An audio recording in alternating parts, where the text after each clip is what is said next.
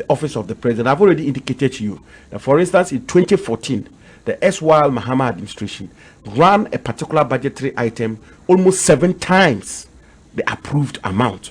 That there's been a lot of discipline in that office, and that at long last we can all be encouraged that the office of the president is keeping within the budgetary allocations approved by Parliament itself.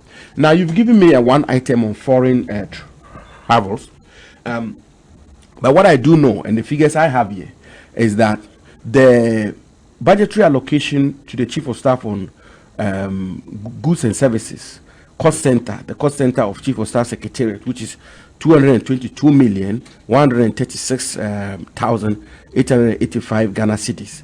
The amount spent by this office is far less of some 30 to 40 million Ghana cedis as we speak. And that was really the point that the office sought to make to Parliament, which is that for the first time, for now, we are beginning to stay with him. And you go and check. You are a journalist. You are an astute one at that. Could you go and check from the office of the president? And the lady that she is, and you know how ladies are good with discipline and keeping of funds and management of funds. And I say this to her credit, and I say it with pride. The chief of staff, the current chief of staff, is one of the people who engages in a lot of scrutiny of all expenditure. And sadly, if you go to the public institutions, the situation is mostly that as for buying money or public institution, you can just walk in and say, I want to buy 10 ties or 10 car ties, 100 car ties, cost so much, and then put in an invoice and claim the money, and the rest of it we all know. This chief of staff will scrutinize. She will send emissaries into the market to check figures, and even sometimes he makes a quite unpopular amount among the working population at the president. So you can check that. You can check that out. The discipline, the prudence, the frugality that she brings to bear on the management of public funds is completely unprecedented. Now, the other point I like to make. Forgive me, just so we can wrap up on this first point. And before we do that, a quick announcement. Serious traffic is building up on the motorway on the Tema to Accra side, right from the Tema end of the toll booth. And it's starting to look quite like it's going to be a long morning for those of you caught in it. So just to be informed, if you need to get into Accra, perhaps you want to think of other ways of doing that. The Tema to Accra side of the motorway seriously choked with traffic as we speak. So yes, I was saying let's wrap up on this point. What you're saying, if I've understood you, is that as a whole, the office actually saved money because you spent under the budget that was approved as part of the 2019 budget. But I asked about a specific item, which was the foreign travel and expenses. And the point I was making was that Parliament approved 30 million for that specific item.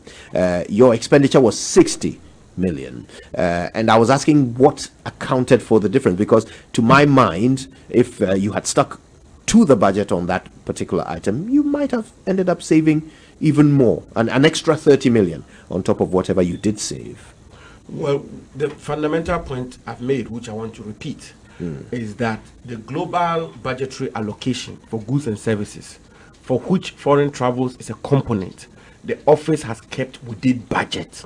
The global figure which was approved, the ceiling for the office of the president or the secretariat of the chief of staff, was some amount in excess of 222 million. As we speak, the amount spent is, I won't say way, but it's less than the approved amount. And don't forget that before Parliament makes these approvals, Parliament takes into account the totality of the variables, the work plan you present to Parliament, the president before them, the conventions, and what is expected, the work or the mandate that you are expected to execute. They put all of that together and then come to the conclusion that the ceiling that has been given to you is prudent, is value for money, and that you need that amount of money to be able to execute your mandate. On the specific issue of foreign travel, I'll be happy to see where you've picked this from. Okay. But what I do know is that when we talk about foreign expenses for travels or foreign travels. We're not talking about the president alone.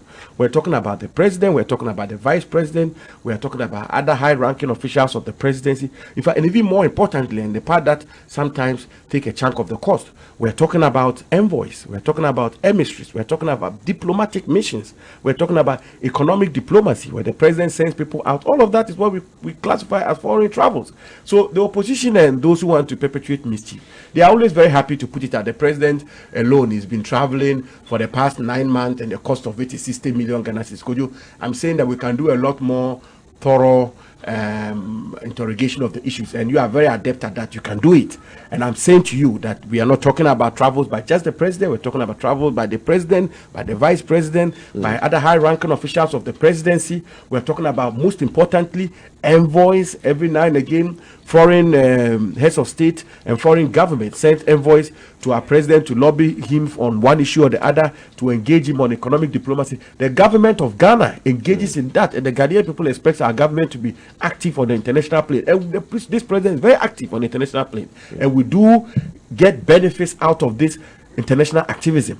And it's all of those put together that which constitute foreign travels. You see one other one that they will pick out and just go on and on with the mischief making, which is refreshment, and think that and create the impression that refreshment is some cup of tea or drinks that the presidency pitches. And the chief of staff, once again, you check it out. When it comes to these things, she's absolutely disciplined on them and insistent on value for money. We're talking about government hosting foreign dignitaries, hosting foreign heads of states who visit our country, and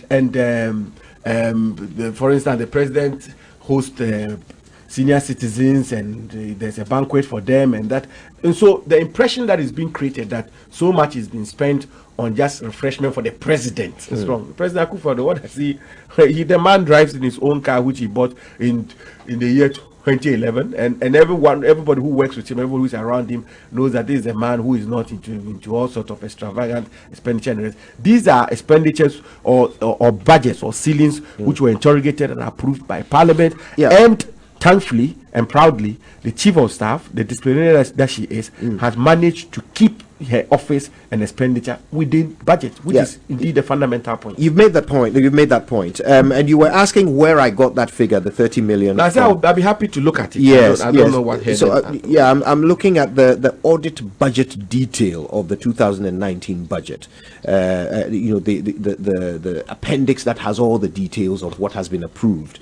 And on this document, there is a page allocated to the office of the chief of staff, and it has the entire breakdown of what has been approved for you. So on that page, under the heading travel and transport, you will find foreign travel cost and expenses, and the amount there is 30 million. So what I'm suggesting is that even though you have pointed out that this involves all the emissaries and all the other people who travel under the office of the chief of staff, your projection was that 30 million cedis would cover all of these expenses.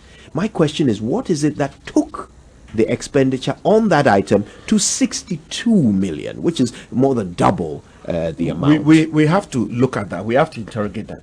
But what this is from the Finance Ministry website, by the way. This no breakdown problem. that I'm not doubting your to. source. I'm not doubting your source at all. But I'm just the knowledge I have about the working of the chief of staff, and I have to look at the claim you've made and examine the basis for it. But on top of my head, I can say to you that the chief of staff's office is, if you want, some sort of for want of a better expression, an office which plays all kinds of roles, multiple roles, and which is always ready to intervene in difficult circumstances. There are so many examples which are running through my mind, but it may not be appropriate to put them out here. When there is some difficulty with the situation with regards to finances of certain parts of the government, the first port of call, and everybody who's worked in the government will tell you, the first port of call is the chief of staff's office. She's always having to be called in to intervene in a matter, in an emergency matter of one sort or the other. And so I wouldn't be surprised if this matter was examined and it turned out that the amount approved And don't also forget that the broad outfit for which she's head of is the Office of Government Machinery, which comprises multiple cost centers, multiple institutions. And you will not believe it. The Ghana AIDS Commission, the several other agencies, Ghana Investment Promotion Center, SIGA, and so many other institutions are all cost centers under the broad rubric of Office of Government Machinery, for which the Chief of Staff heads, and she gets to intervene every now and again to make sure that the system runs. It may well be, but she's had to be called in to fund certain foreign trips, which in her view were necessary, and which had to be taken upon by her office. The expenses had to be taken upon by her office. But we'll look at that. But what is absolutely, and I like to emphasize on that point, what is absolutely important is that the overall budgetary allocation to her office, she has disciplined expenditure in that office such that we have stayed within that budget. And that, I say to you, Kojo, is unprecedented, because as I said to you in 2014, budgetary overrun alone was 7 times. This time around, thank God, we have an office and a chief of staff who is keeping her expenses within budget. Okay. Let's talk about some of the other cost centers under the Office of Government Machinery. And I'm looking at the Cabinet Secretariat. Yes, on their list, you can see here that they spend taxpayers' money on school fees and funeral donations. Can you help us understand that? You know, I've said this before and I want to repeat it. Reluctantly, we may have to come out with almost all the breakdown of all previous expenditures. Personally, I don't think it's healthy. I don't think it's useful. And I'll be very reluctant in doing that.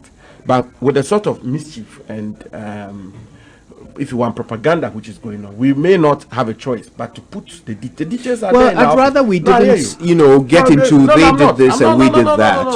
I'm not interested in that. Your government, you're the government at the moment. I'm not interested in that at all. Yeah, help us understand. I'm not interested in that at all. Why this government is spending money on school fees and I'm not funeral and whose school fees, by the way? We can check all of those out and furnish you with the details. I know the cabinet secretary is a very astute public servant who's led a very considerable and reputable life in the public service of our country. I do know that.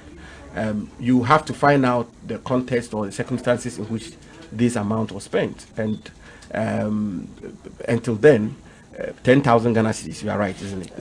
Yes, for the school fees, and then for the funeral donations, it's 26,300 Ghana cedis. Ghana cedis. Yeah. So we were examining that funeral donations. The office, in some circumstances, come in when it comes to funerals. I mean, for instance, why? Are we doing that with taxpayers' money? Well, I'm not saying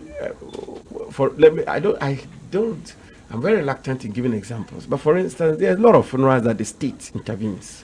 I mean, the former Secretary General of UN, former Vice President, some astute public servant, somebody who probably is led his whole adult life serving the state in the public service or the civil service.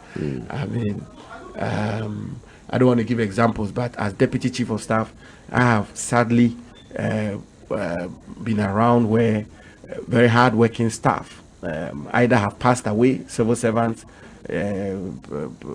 chief director or certain director of a department has passed away, and the office deems it appropriate to make a donation in order to motivate workers for the esprit de corps and the rest, or a parent of very hard-working staff, or somebody who's dedicated his or her life to the service of the state or the country, and so on and so on. So I'm saying, if you put it out like that, Office of the President or Cabinet Secretary has paid 10,000 Ghana cedis for funeral donations, it may send a certain signal which may not be in a proper context. And I'm saying to you that in the office, you have people, civil servants and public servants who work themselves out. They are required by law to close at say 5 o'clock, and yet the political appointees will keep them in the office, which is the norm in the office of President Akufo-Addo. Keep them in office till midnight and call people in while they are home 10 p.m., 11 p.m. And if you want end of year, and the office thinks that as a way of motivating its staff for them to give out more, you're going to give them a penny here, a penny there as end of year bonus, and it's captured as Christmas donation. If you put it out that how do you use the taxpayers' money for Christmas donations? It may sound odd, but if you put it in the right context, you may appreciate it. So that is. But I guess that even enhances the reason for conversations like this. Oh yes, it's because important. the questions do require answers. Otherwise, there will be assumptions made. And if I may add, don't forget the cabinet secretary. She's the only, if you want, quote unquote, political appointee. She's not so much even a political appointee. She wears the rubric of the hat of some political appointee and also a civil servant or public servant. Her whole secretariat is made up of civil servants. So funeral donation, for instance, the director of hers who works so hard, the mother is passed or the father is passed, and she deems it appropriate that some 2,000 Ghana cedis be given to him in order for him to fuel his vehicle.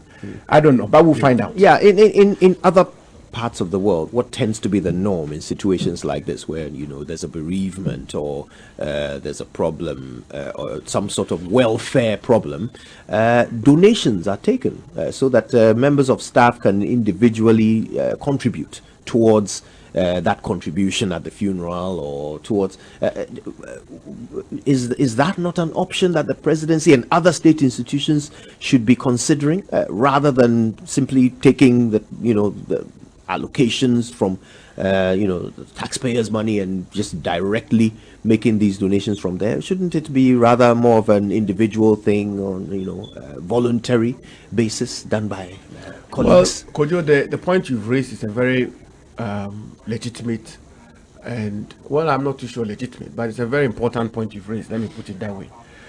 Now, we have to all examine these matters, Kojo.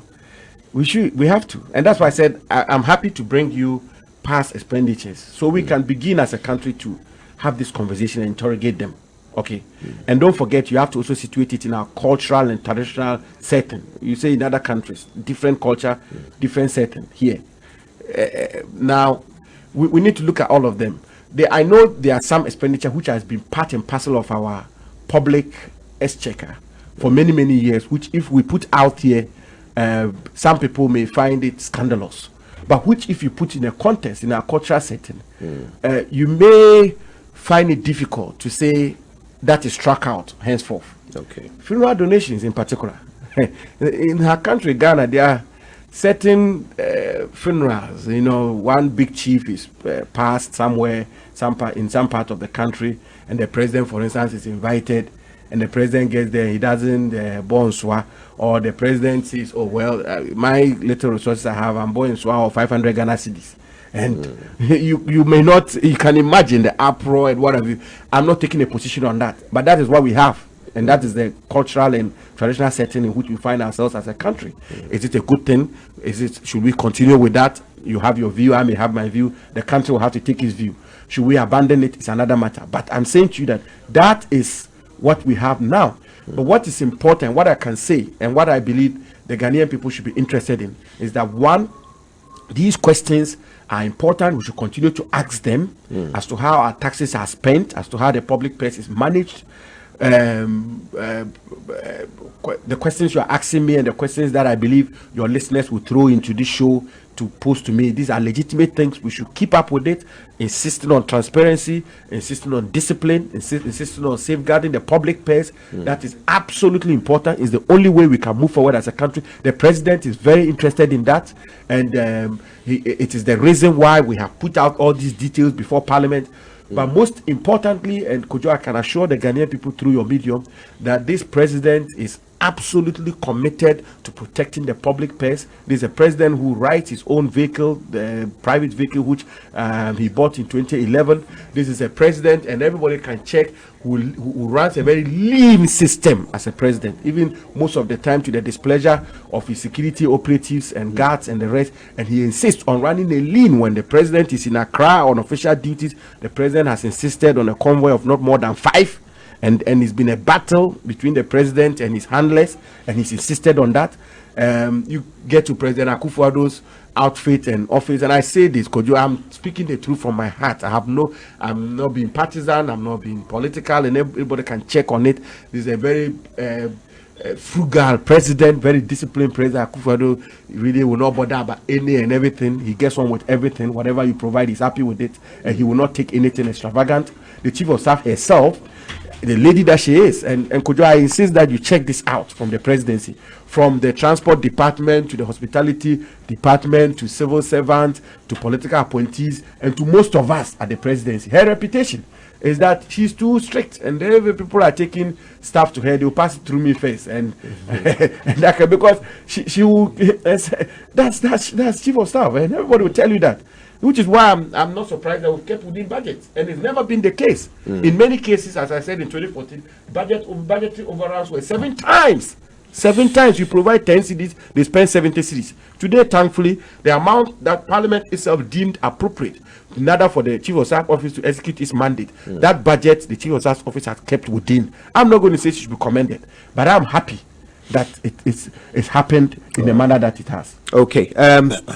Are you ready for some questions from our audience? Lots of them are waiting to ask you a number of questions. Are you ready? We are their servants. All right. Who am I to say I'm not ready to take their questions? Okay, well, we'll hear questions from you in just a moment. But first, of course, let's move to the groove, as we always do on the Super Morning Show. Is brought to you by Stanbic Bank moving forward. And we're getting excited about KTK fever, so I'm sure you'll understand why we chose this one.